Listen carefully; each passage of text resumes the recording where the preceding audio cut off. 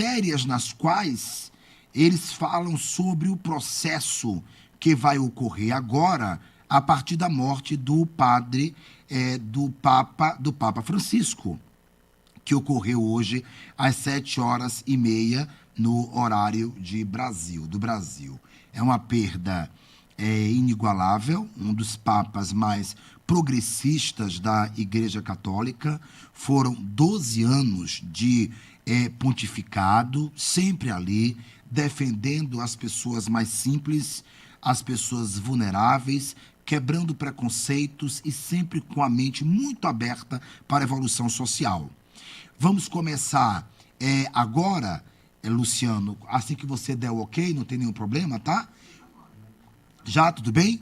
Que é o áudio do padre Valdevan, que ele fala acerca de todo esse momento pelo qual nós passamos com a perda do Papa Francisco. Com vocês, o padre Valdevan, e seu depoimento acerca deste momento.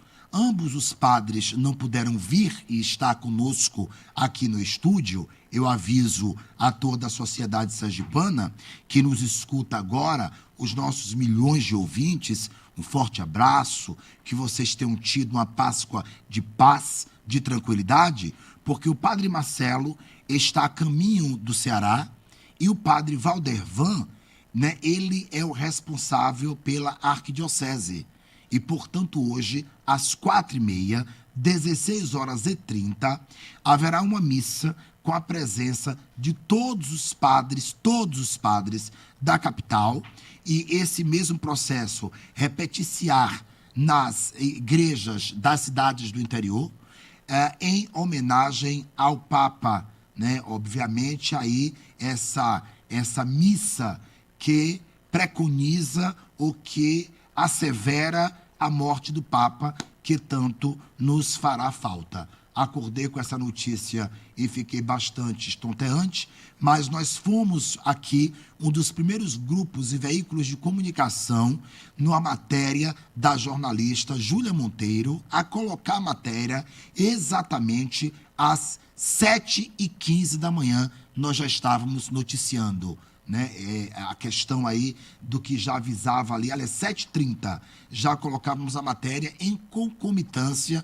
com o anúncio em cadeia nacional. Portanto, o Grupo Jornal de Comunicação, nas redes sociais, que abarcam mais de 1.200.000 visualizações, à frente do processo, informando a sociedade sergipana. Se você que nos escuta não nos segue, siga-nos. Portal Jornal FM 91.3, e você estará conosco aqui acompanhando as notícias que vão das 8 da manhã até às 23 horas no Grupo Jornal de Comunicação. Está no ponto o pastor Valdevan, aliás, o padre Valdevan. Então, com vocês agora, o depoimento aí acerca de todo o protocolo do padre Valdevan Souza. Queridos ouvintes, quem vos fala é o padre Valdevan, que é o vigário-geral da Arquidiocese de Aracaju. Fomos surpreendidos nesta manhã, apesar já da fraqueza e da enfermidade do Papa Francisco, com a notícia do seu falecimento.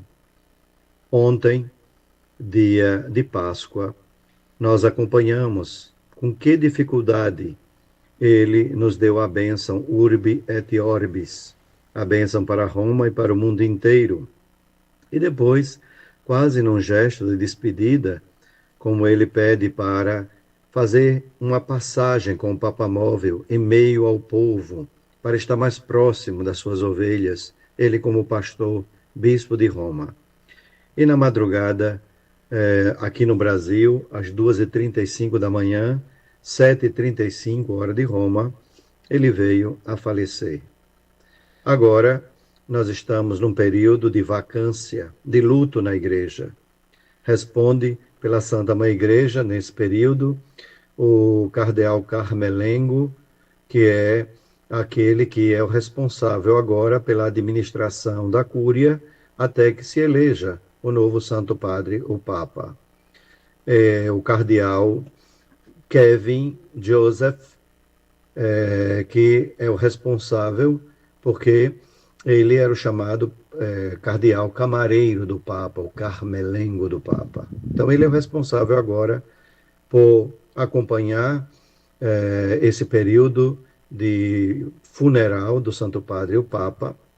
O Papa Francisco recentemente tinha dito que queria abreviar o rito de funeral de um Papa, torná-lo mais simples, que ele queria ir num caixão comum, que o corpo dele já fosse colocado dentro desse caixão e que durante esse período do funeral fosse colocado ali na Basílica de São Pedro para a visita do povo de Deus e o momento de oração antes do funeral propriamente dito.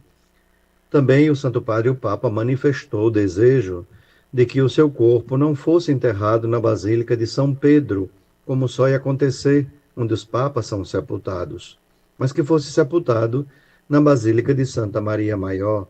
Então, tudo isso deve ser levado em consideração e o Vaticano já deve estar organizando para que o funeral aconteça como o desejo do coração do Papa Francisco. Só depois do funeral é que a Igreja começa a preparar e a convocar os cardeais do mundo inteiro, que já se deslocam a essa altura para o Vaticano, para que participem do conclave, que é o momento onde os cardeais reunidos escolhem o novo Santo Padre, o Papa. Normalmente, aqueles cardeais que têm mais de 80 anos fazem parte do conclave, mas eles não podem ser votados.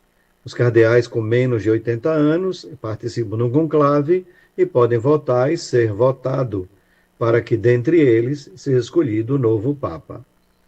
No Brasil, nós temos, no momento, 7 cardeais, todos eles com idade inferior aos 80 anos. Então, todos os cardeais do Brasil, eles podem votar e podem ser votados.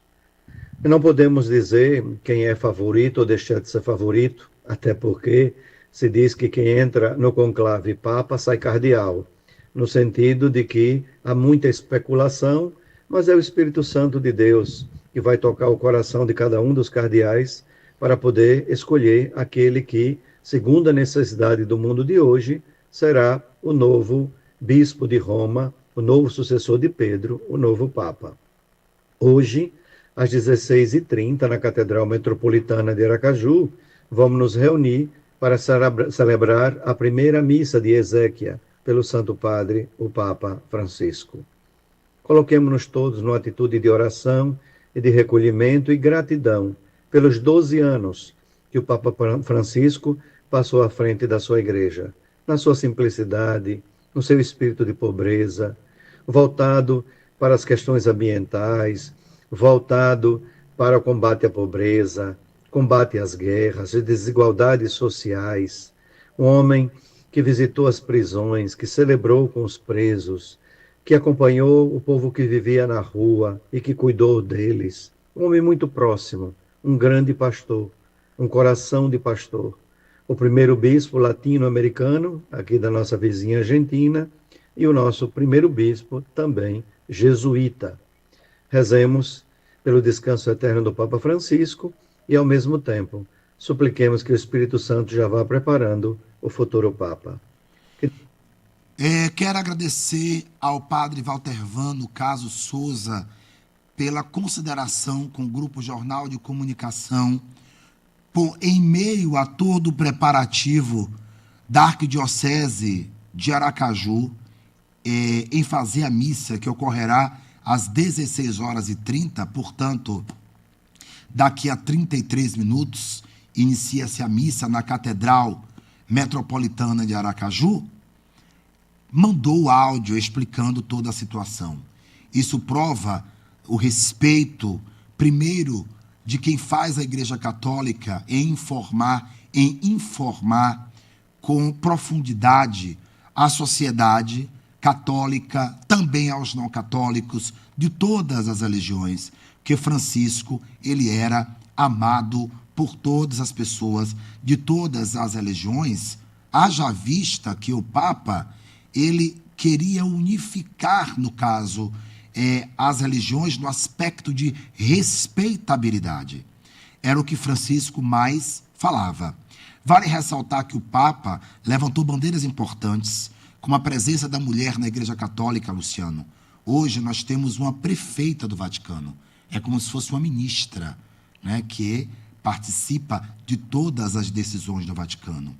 Ainda assim, o Papa lutou pela igualdade das mulheres divorciadas, para que elas não fossem discriminadas. Lutou pela igualdade dos homossexuais, dizendo que seriam todos bem-vindos à igreja, haja vista que ninguém tem o direito de julgar, porque ser homossexual é uma condição, não é uma escolha, e que, portanto, a igreja respeitasse isto. Portanto, foram muitos avanços, não é? E cresce toda a repercussão acerca de quem virá e quem substituirá o Papa. Pela manhã, quando o Grupo Jornal de Comunicação, o portal Jornal FM 91.3, fez, no caso, a matéria, a jornalista Júlia Monteiro fez a matéria, o que aconteceu ainda não havia, o Vaticano não havia ainda falado a causa-morte do Papa. Nesse momento, a equipe já está também atualizando a matéria aqui no Grupo Jornal de Comunicação, haja vista que o Vaticano já anunciou que a causa-morte de Francisco foi AVC e falência cardíaca. Portanto, aos 88 anos, ele teve AVC e falência cardíaca. E quem o encontrou foi o cardeal Carmelenco, no caso, que é aquele cardeal próximo ali. É como se fosse o camareiro, né? Se fosse o rei, seria a mão direita do rei, o Carmelenco. E muitos dizem até que os carmelencos deveriam, por uma questão de direito, de proximidade, dar seguimento, né, à questão do papado, mas nem sempre isso acontece. No Brasil, Luciano, nós temos 7 cardeais que vão para a votação. Outros cardeais também irão para a despedida ao Papa, entretanto, eles não voltam, porque já passaram dos 80 anos. E, de todos os cardeais no mundo, obviamente, da presença da Igreja Católica em mais de 100 países existentes, somente 138 cardeais votam, ou seja, aqueles abaixo dos 80 anos. Dado isto, eu separei para todos vocês que me escutam nesta tarde, não é? E estamos em sistema aqui de ao vivo, né? Sistema, no caso, de atenção maior com tudo que evoca esse assunto, nós separamos quais são os principais cardeais no mundo que podem assumir o papado.